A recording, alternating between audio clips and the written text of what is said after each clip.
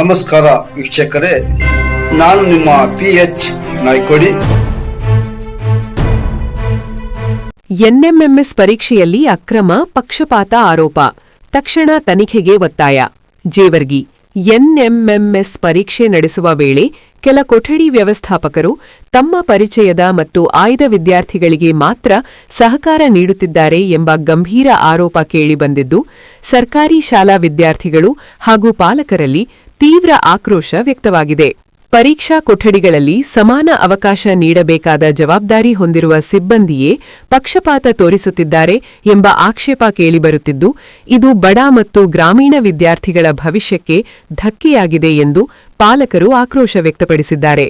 ಪರೀಕ್ಷೆ ಪಾರದರ್ಶಕವಾಗಿ ನಡೆಯುತ್ತಿಲ್ಲ.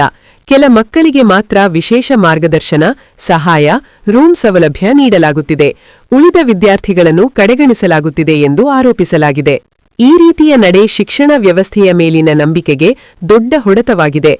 ತಕ್ಷಣ ಸಂಬಂಧಿತ ಅಧಿಕಾರಿಗಳು ಪರೀಕ್ಷಾ ಪ್ರಕ್ರಿಯೆಯ ಸಿಸಿಟಿವಿ ದೃಶ್ಯಗಳು ಮತ್ತು ದಾಖಲೆಗಳನ್ನು ಪರಿಶೀಲಿಸಿ ಸತ್ಯಾಸತ್ಯತೆ ಬಹಿರಂಗಪಡಿಸಬೇಕು ಎಂದು ಒತ್ತಾಯಿಸಲಾಗಿದೆ. ಅಕ್ರಮ ಸಾಬೀತಾದರೆ ಸಂಬಂಧಿತ ಸೂಪರ್ವೈಸರ್ಗಳ ವಿರುದ್ಧ ಕಠಿಣ ಕ್ರಮ ಕೈಗೊಳ್ಳಬೇಕು. ಇಲ್ಲವಾದರೆ ಪಾಲಕರು ಮತ್ತು ಸಾರ್ವಜನಿಕರು ಅಸಹಾಯಕತೆ ವ್ಯಕ್ತಪಡಿಸಿದ್ದಾರೆ. ವಿದ್ಯಾರ್ಥಿಗಳ ಹಕ್ಕು ಕಾಪಾಡುವುದು ಸರ್ಕಾರ ಮತ್ತು ಇಲಾಖೆಯ ಮೊದಲ ಕರ್ತವ್ಯ. ನ್ಯಾಯ ಸಿಗುವವರೆಗೂ ಹೋರಾಟ ನಿಲ್ಲದು ಎಂದು ಪರೀಕ್ಷೆ ಬರೆದ ಸರ್ಕಾರಿ ಶಾಲೆಯ ಮಕ್ಕಳ ಪಾಲಕರು ಸ್ಪಷ್ಟಪಡಿಸಿದ್ದಾರೆ. ತಕ್ಕ ಪ್ರತಿಫಲ ಸಿಗಬೇಕಾದ್ರೆ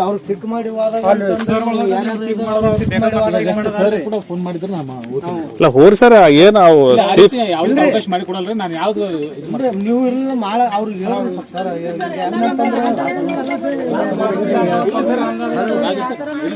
ನಾನು ಹೋಗಿ ಮಾತಾಡ್ತೀನಿ. ಚುಕ್ಕೊಳಗೆ ಒಯ್ದು ಪೆನ್ ತಗೊಂಡು ಅದ್ರ ಮುಂದೆ ಟಿಕ್ಕ ಹಾಕ್ತಾರೆ. ಒಬ್ಬ ಸರ್ಗಳು ಹಾಕ್ಯಾರಿ ರೀ. ಎರಡವ ನನ್ನ ಮಕ್ಕಳಿದ್ರಿ ಸದ್ರಿ ಅವರಲ್ಲಿ ಹೋಗಿರ್ತಾರ.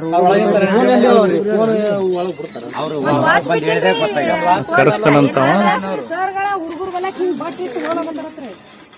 ಒಂದ್ ರೂಮ್ನಾಗ ಬಟ್ ಪೆನ್ ತಗೊಂಡು ಒಂದು ಚುಪ್ಪಾಗಿ ಹೇಳ್ಯಾರಿ.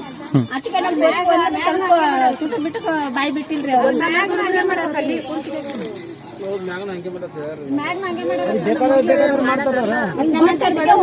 ಏನ್ ಮಾಡ್ಬೇಕ್ರಿ?